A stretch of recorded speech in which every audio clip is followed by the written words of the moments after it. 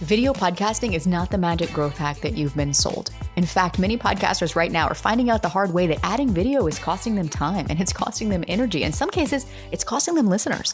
So I invited my friend Bryan Fittin, the founder of GoRogue Studio, to join me in this episode to break down what adding video can and cannot do for your podcast.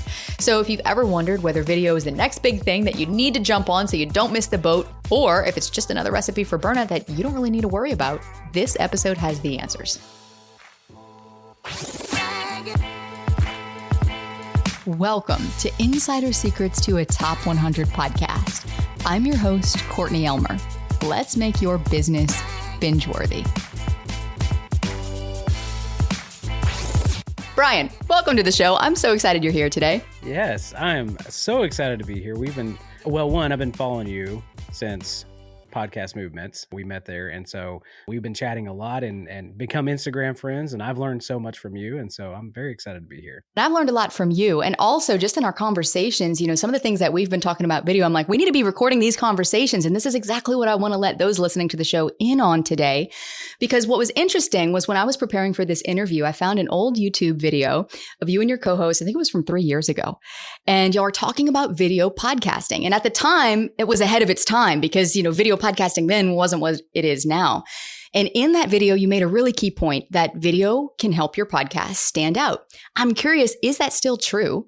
And as podcast hosts now who are considering adding video or who maybe are doing video already and it's not really going as smoothly as we anticipated, what expectations should podcasters have about video now versus 3 years ago?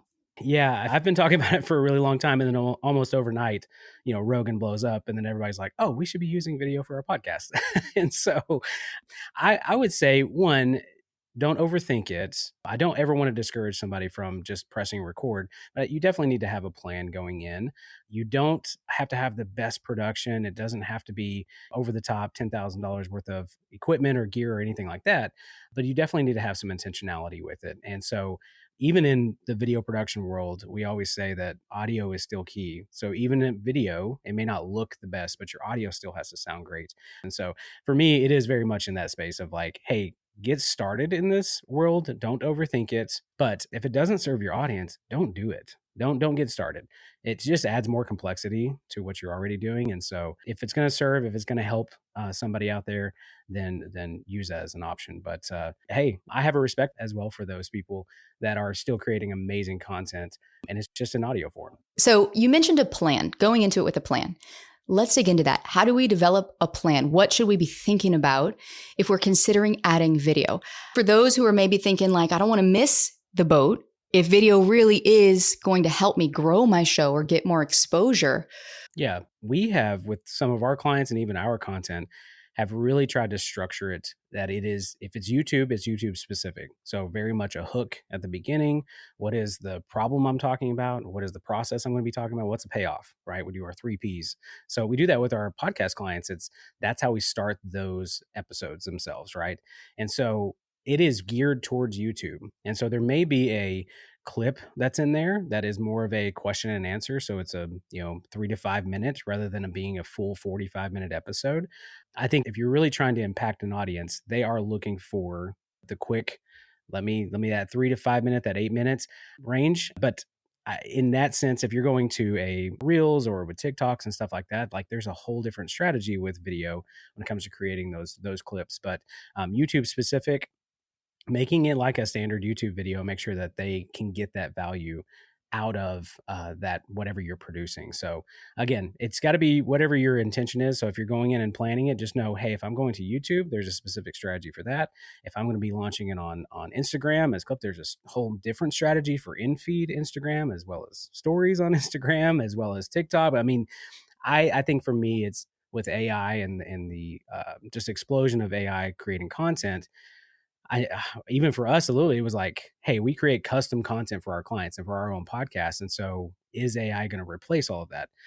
Well, what's happened is it's become saturated with just terrible content because it's not serving anybody. It's just not done well. And if you don't have your end audience in mind, and you don't have a plan going into it of like, I really want to make sure I bring value to this person and I want to make sure that they receive it well, going into it to just create a bunch of content and create something that you're just going to post on all platforms, the same stuff, it's just not going to work. You're going to turn people off to your content because you're not thinking about them.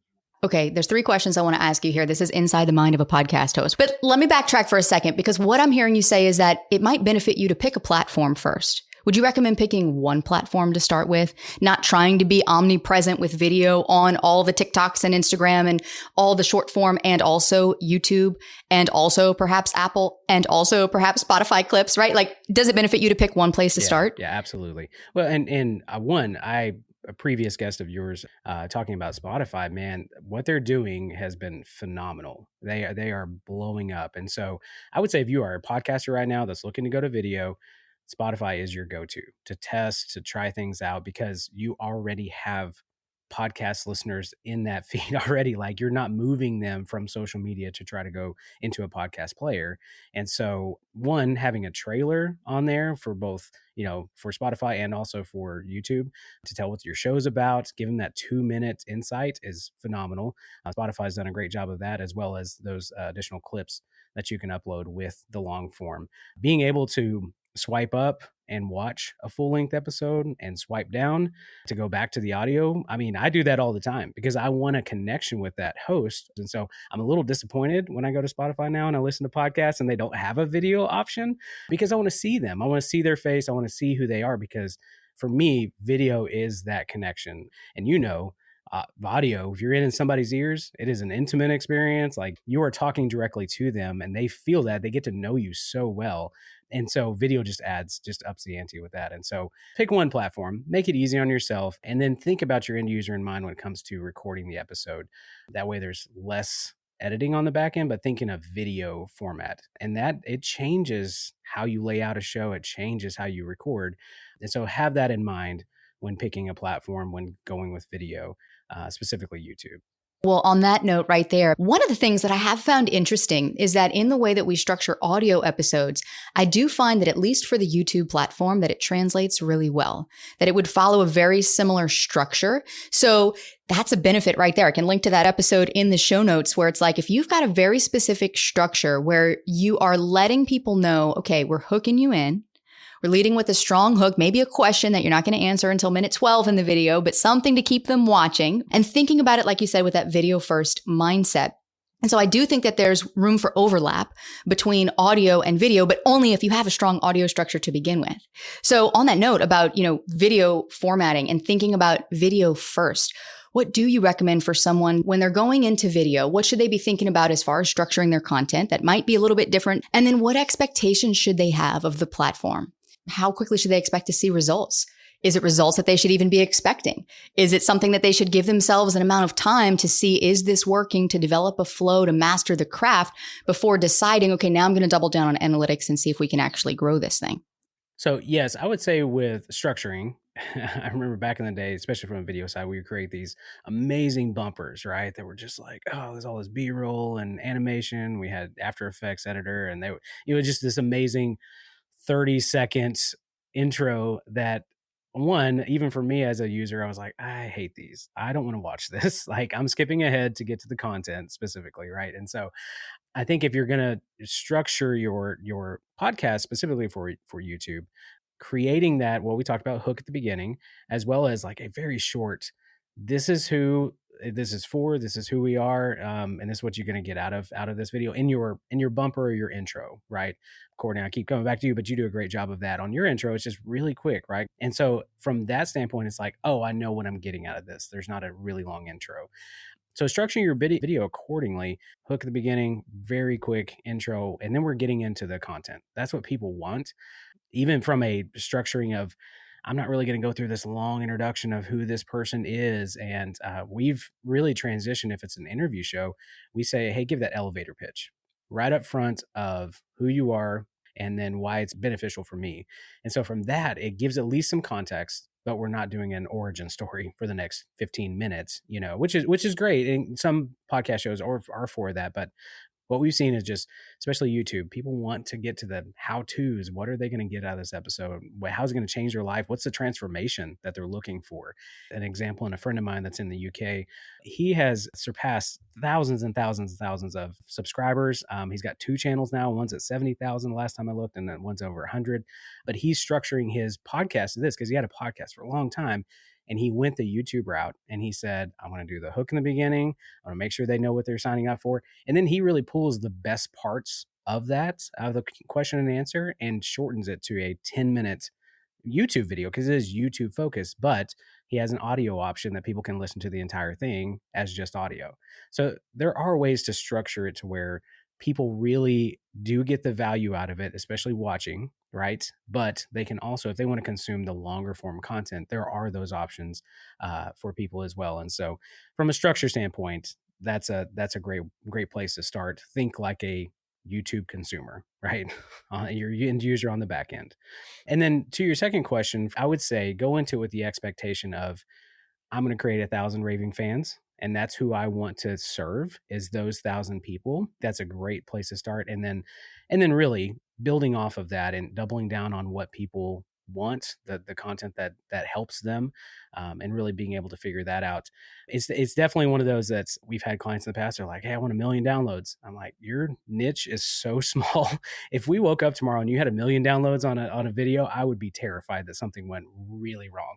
And so something got through QC that we just didn't, it was not good. And so setting that expectation of like, hey, we really do want to have those viral videos and impact more people and get more exposure. But just focus on those 1,000 people that you can really serve well. And then from there, then expand. I mean, then try to figure out, are there other people that I can serve that are not necessarily specifically in my target market, that can be, that I can help with my content. I love how specific that is. And something you mentioned a moment ago that is, in my opinion, a precursor to that is you said about this guy that you're giving the example of, how the heck did that grow so fast? But there was an audience for it. And yet you said he chose to go the YouTube route. And I think this is what I want people to hear, because it is a choice and it is a different path than audio only podcasting. It is different. It doesn't mean you can't do both. And we've talked at length on the show about the pros and cons of getting on YouTube and when you're ready and how to identify that and what's the first step if you want to make that move. And I can link to some of that in the show notes. But at the end of the day, it's a choice. And it's a choice that you have to make. And when you make it, you have to go all in. And I think that's the piece people miss.